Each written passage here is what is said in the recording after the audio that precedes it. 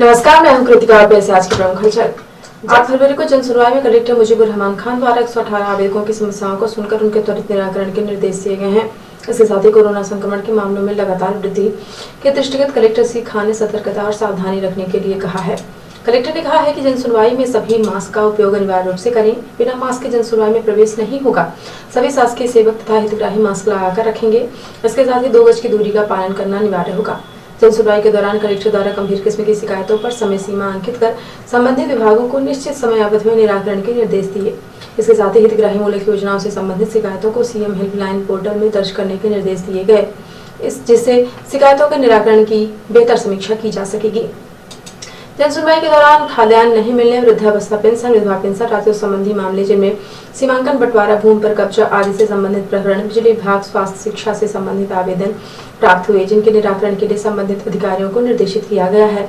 इस दौरान कलेक्टर द्वारा संबंधित उपखंड अधिकारी, तहसीलदार, नायब तहसीलदार एवं मुख्य कार्यपालन अधिकारी जनपद पंचायत को फोन पर संपर्क कर समस्याओं के विषय में अवगत कराते हुए त्वरित निराकरण के निर्देश दिए गए हैं। कलेक्टर ने कहा कि शासन द्वारा लोगों की समस्याओं के त्वरित निराकरण करने की मंशा से जनसुनवाई का आयोजन किया जाता है। इसे पूरी गंभीरता से ले तथा प्राप्त समस्याओं का निर्धारित समय सीमा में गुणवत्तापूर्ण निराकरण सुनिश्चित कराएं। जनसुनवाई में उपखंड अधिकारी गोपालनाथ आनंद राजा व डिप्टी कलेक्टर से अशोकले सहित सभी विभागों के जिला स्तरीय अधिकारी उपस्थित रहे। पूर्व नेता पृथ्वी अजय सिंह ने विज्ञप्ति जारी करके आरोप लगाया है कि प्रवेश और भर्ती परीक्षाओं के लिए पहले से ही बदनाम मध्य प्रदेश के सेट मैप के जरिए आउटसोर्स भर्ती के नाम पर बेरोजगारों के भविष्य से खिलवाड़ किया जा रहा है। सेट मैप यानी उद्यमिता विकास केंद्र के माध्यम से सरकार के विभिन्न विभागों में आउटसोर्स कर्मचारी उपलब्ध कराए जाते हैं। राज्य सरकार का यह उपक्रम चाहे तो उपकृत करने का अड्डा बनता जा रहा है। अभी हाल ही में पंचायतों में विभिन्न पदों पर भर्ती प्रक्रिया चल रही है, जो पारदर्शी तो दिखाई जा रही है लेकिन है नहीं। अजय सिंह ने कहा कि राष्ट्रीय ग्राम स्वराज अभियान के अंतर्गत पूरे प्रदेश में 1146 पदों पर बिना कट ऑफ जारी किए शहीदों को इंटरव्यू के लिए बुला लिया गया है। उन्होंने सीएम शिवराज सिंह से इसकी जांच की मांग की है और जांच होने तक इंटरव्यू स्थगित करने का आग्रह किया है। उन्होंने कहा कि शैक्षणिक योग्यता, अनुभव और मूल निवासी प्रमाण पत्र के आधार पर इंटरव्यू की मेरिट लिस्ट बनाई गई है, जिसमें घपला करने की पूरी गुंजाइश है। यदि प्रक्रिया पारदर्शी है तो कट ऑफ जारी किया जाना चाहिए था। अजय सिंह ने कहा कि अव्वल तो आउटसोर्स प्रणाली ही गलत है। यह तात्कालिक आवश्यकता के लिए ठीक है, लेकिन सरकार ने इसे प्रैक्टिस बना लिया है और इसके माध्यम से अपनों को उपकृत किया जा रहा है। नियमित भर्ती यदि नहीं की जा रही है तो कम से कम मूल वेतन पर संविदा नियुक्ति तो की ही जा सकती है। सरकार कम वेतन पर आउटसोर्स कर्मचारी भर्ती कर बेरोजगारों की मजबूरी का फायदा उठा रही है। इतने सारे पदों पर भर्ती के लिए लिखित परीक्षा आयोजित की जाना चाहिए था। इससे हजारों बेरोजगारों को मौका मिलता और पारदर्शिता झलकती, लेकिन ऐसा नहीं हुआ। आउटसोर्स से भर्ती कर्मचारी को सालों बाद फिर सड़क पर आ जाएंगे। उन्होंने मुख्यमंत्री से प्रदेश में बेरोजगारों का शोषण रोकने की मांग की है। वैश्य महासम्मेलन मध्य प्रदेश के जनक संस्थापक आदरणीय नानाजी की पुण्यतिथि पर 8 फरवरी मध्य प्रदेश के सभी जिलों में रक्तदान शिविर लगाया जाता है, जिससे वैश्य बंधु बढ़ चढ़कर हिस्सा लेकर रक्तदान करते हैं। 8 फरवरी को विगत वर्षों के बाद इस वर्ष सीधी जिले के जिला अस्पताल में स्थित ब्लड बैंक में वैश्य महासम्मेलन के संभागीय अध्यक्ष गोलक प्रसाद गुप्ता, वैश्य महासम्मेलन सीधी के जिलाध्यक्ष दिनेश गुप्ता, वैश्य महासभा की श्रीमती अंजू केसरी, रवि केसरी, पूनम सोनी की अगुवाई में वैश्य महासभा के महिला और पुरुष सदस्यों ने रक्तदान कर पूर्व परंपरा का निर्वहन किया। ब्लड बैंक में रक्तदान के दौरान सिविल सर्जन डॉक्टर एसवी खरे भी मौजूद रहे। इस दौरान वैश्य महासम्मेलन के सैकड़ों कार्यकर्ताओं ने रक्तदान करने आए लोगों की हौसला अफजाई की। रक्तदान के दौरान बड़ी संख्या में महिलाएं भी मौजूद रहीं। रक्तदान के दौरान वैश्य महासम्मेलन के संभागीय अध्यक्ष गोलक प्रसाद गुप्ता ने रक्तदान शिविर के उद्देश्यों की एनटीवी इंडिया न्यूज को जानकारी दी और कहा कि यह मानव और समाज की सेवा का पुनीत कार्य है, जिसे आदरणीय नानाजी की पुण्यतिथि पर समाज द्वारा किया जाता है। ये वैश्य महासम्मेलन जिला इकाई सीधी द्वारा किया जा रहा है। इसमें हमारे पूर्व प्रदेश अध्यक्ष रहे नानाजी, उनके पुण्यतिथि पर प्रत्येक वर्ष वैश्य महासम्मेलन द्वारा रक्तदान का कार्यक्रम आयोजित किया जाता है और फल वितरण का कार्यक्रम किया जाता है हॉस्पिटल के अंदर, जिससे मानव सेवा में उपयोगी हो सके। आज कितने यूनिट आप लोग? आज लोग 50 लोग आए हुए हैं अभी। अब कितना क्या जांच में क्या कैसे निकलते हैं, इस सब अपन लोग वक्त ज़रूरत पर हरदम सहयोग करते रहेंगे। वैश्य महासम्मेलन मतलब यदि आज के दिन के अलावा भी कभी किसी को ज़रूरत हो तो आप लोगों से संपर्क किया जा सकता है? हाँ, बराबर सहयोग रहेगा समाज को, हर समाज का सहयोग दिया जाएगा। रक्तदान के दौरान वैश्य महासम्मेलन के अंजू केसरी और श्रीमती पूनम सोनी ने भी अपनी प्रतिक्रिया दी। रक्तदान के दौरान वैश्य महासम्मेलन के नवनियुक्त जिलाध्यक्ष दिनेश गुप्ता ने भी अपनी प्रतिक्रिया देते हुए कहा कि हम इस परंपरा को लगातार जारी रखेंगे और समाज के हित का काम करेंगे। आज हमारे नारायण दास गुप्ता जी वैश्य समाज के पूर्व अध्यक्ष हैं, उनकी पुण्यतिथि है। इसी संदर्भ में हम सब यहाँ पर वैश्य समाज के लोग आए हुए हैं और रक्तदान कर रहे हैं। इसमें आधी आबादी भी बराबरी की हिस्सेदारी कर रही है अपना। हम महिलाएं ये संदेश देना चाहते हैं कि आने वाले समय में महिलाएं किसी भी चीज़ में पीछे नहीं हैं, रक्तदान में भी पीछे नहीं हैं और रक्तदान महादान है, इससे बड़ा कोई दान नहीं है। धन्यवाद। आज हमारे पूर्व वैश्य समाज के पूर्व प्रदेश अध्यक्ष नाना जी की पुण्यतिथि है। इस अवसर पर हमारे वैश्य समाज के प्रदेश अध्यक्ष उमाशंकर गुप्ता जी के मार्गदर्शन पे, आह्वान पे हमारे संभागीय अध्यक्ष वैश्य समाज से भोला प्रसाद गुप्ता जी और जिला अध्यक्ष दिनेश गुप्ता जी के मार्गदर्शन पे हम सभी बहनें यहाँ रक्तदान करने के लिए आए हैं।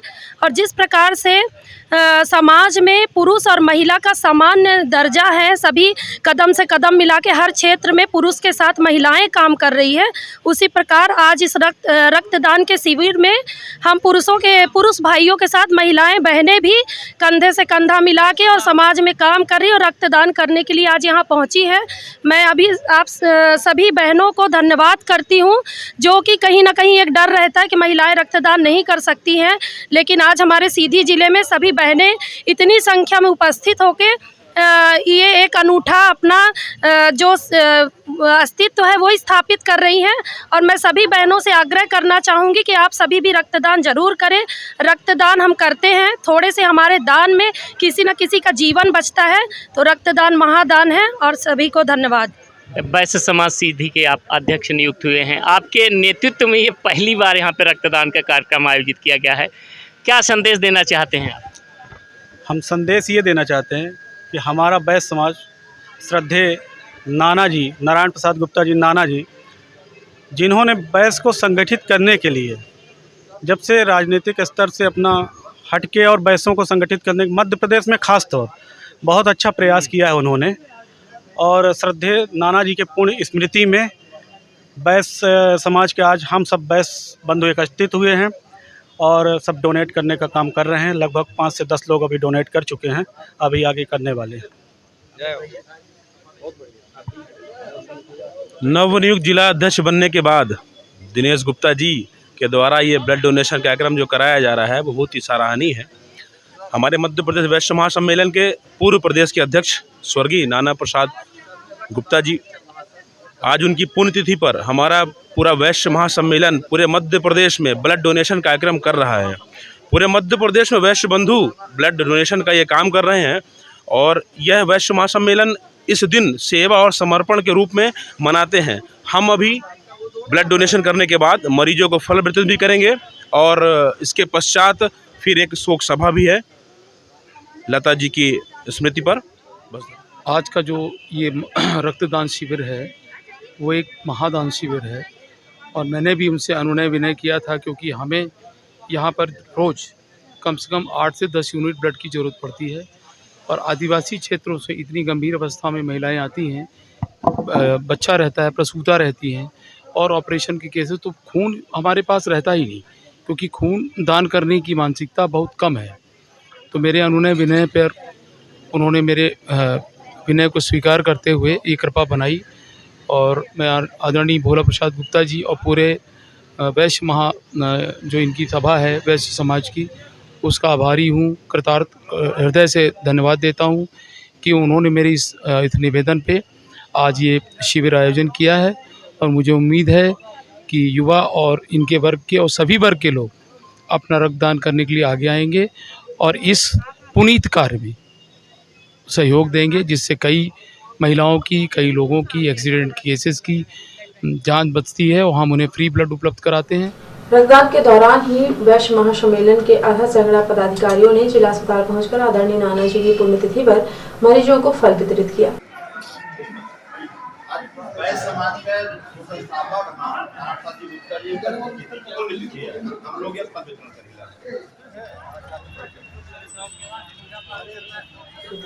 फल वितरण के बाद वैश्य महासम्मेलन ने शहर के पूजा पार्क में स्थित गणेश मंदिर में पहुंचकर देश की भारत रत्न रही स्वर कोकिला लता मंगेशकर जी के निधन पर शोक व्यक्त करते हुए उनके प्रतिमा पर पुष्पांजलि अर्पित की।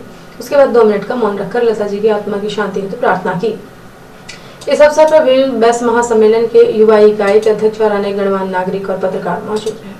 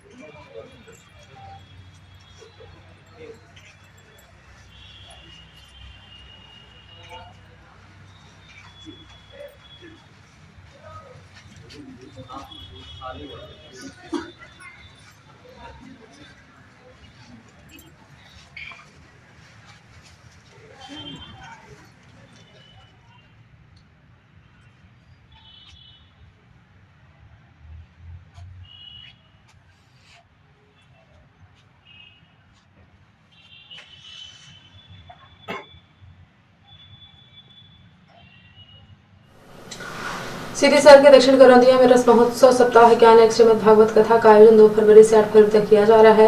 कथा के आयोजक RP associate workers messrs Akhilesh electrical private limited doctor Kamlesh Kumar Mishra Pinku भैया दुर्गा इलेक्ट्रिकल्स के संयोजन से किया जा रहा है। 8 फरवरी को कथा के समापन के दौरान कथावाचक पंडित दीपक कृष्ण शास्त्री महाराज ने कृष्ण सुदामा के भाव विभोर करने वाली मनमोहक कथा सुनाई, जिसको सुनने के लिए भक्त बड़ी संख्या में मौजूद थे। इस दौरान कथा का श्रवण करते हुए भक्त भाव विभोर नजर आए।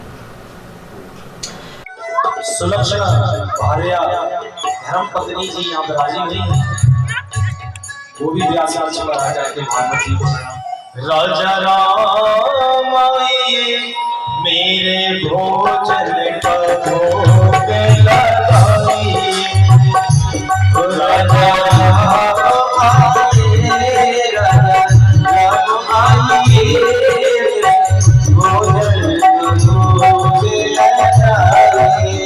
आज बनी मेहमानी आरतियाँ गई मेहमानी, आज बनी घर आरतियाँ गई मेहमानी। रोटी तो प्रेम से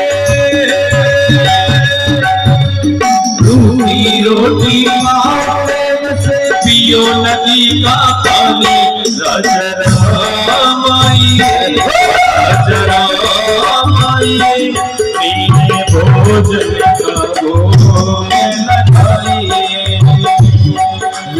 राम आइए राम आइए मेरे भोजन का भोग लगाइए। सारी सेवा करते हुए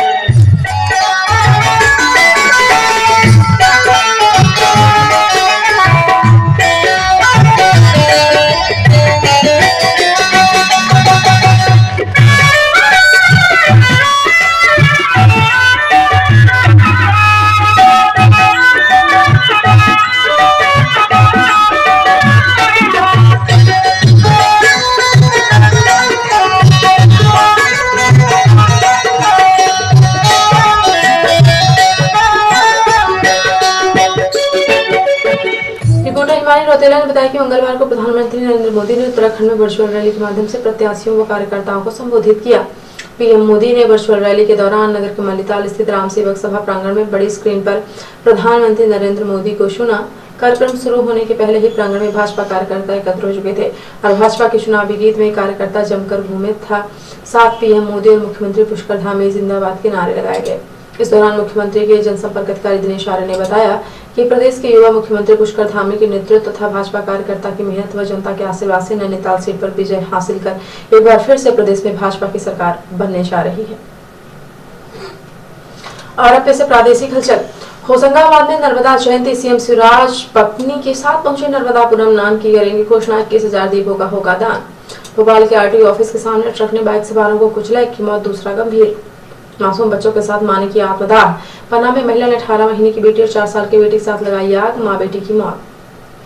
गायों की कब्रगाह बनी गौशाला पर चला बुलडोजर। भोपाल में भाजपा नेत्री का मकान शेड तोड़ा, बाउंड्री वाल गिराई। और अब पेश है राष्ट्रीय हलचल। कर्नाटक के कॉलेज में छात्रों ने मुस्लिम लड़की को घेर कर लगाए जय श्री राम के नारे, जवाब में मिला अल्लाहू अकबर। अरुणाचल में जवानों की हिम समाधि, कामेंग सेक्टर में 7 जवानों के शव बरामद, 2 दिन पहले बर्फीले तूफान की चपेट में आए थे। यूपी में बीएसपी के टिकट डील का सबसे बड़ा स्टिंग, बसपा को ऑर्डिनेटर शमशुद्दीन राइन 300 करोड़ लेकर बीजेपी को 50 सीटें देने को तैयार। और पाक प्रधानमंत्री बोले अमेरिका और चीन के बीच मध्यस्थता करना चाहते हैं, कश्मीर मुद्दे का हल बातचीत से ही मुमकिन। तो ये थी आज के प्रमुख हलचल। यदि आप न्यूज़ फेसबुक पर देखते हैं तो पेज को लाइक और फॉलो करें, यूट्यूब पर देखते हैं तो चैनल को लाइक शेयर और सब्सक्राइब करना बिल्कुल नहीं भूलें। आप किसी भी न्यूज़ को तत्काल पढ़ने के लिए लॉगिन करें www.ntvindianews.com। सीधी एवं बिंदी की प्रत्येक न्यूज का अपडेट अपने फोन में पाना चाहते हैं तो आप प्ले स्टोर से हमारा app NTV India news download करें और जुड़े रहें अपने आसपास की समस्त गतिविधियों से NTV इंडिया न्यूज के साथ। नमस्कार।